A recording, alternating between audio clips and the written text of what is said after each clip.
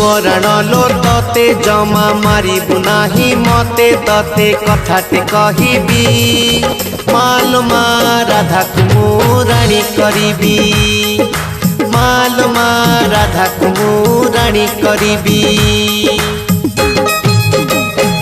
आरे सुना पोटा मोरो टिके मानी जे बोलो मोरो तते कथाटे कहिबी कान्हा रे कान्हा तो पाई राजा कुमारी रानी बी कान्हा रे कान्हा तो पाई राजा कुमारी रानी बी।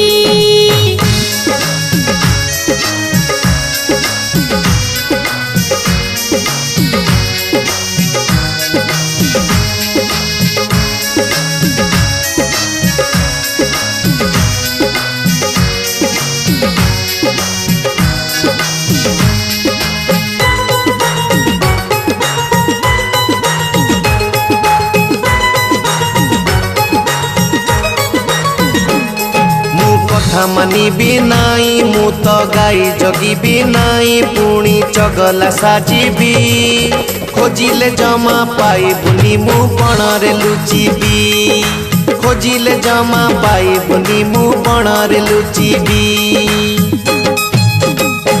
तोर बुद्धि टिकिए नाही राधा हबर तोर माई तोते केमिति कहिबी बापा को कहि तो पाई गोरी झियोटे आनिबी बापा को कहि तो पाई गोरी झियोटे आनिबी।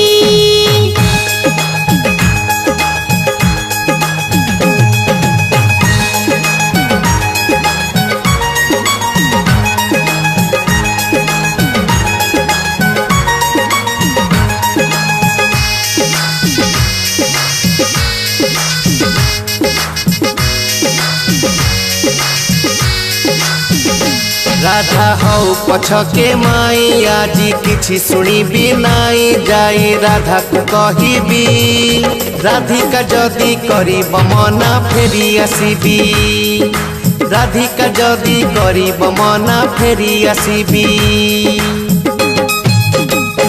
धन नाही रे तोर ज्ञान मते करूछु हईरा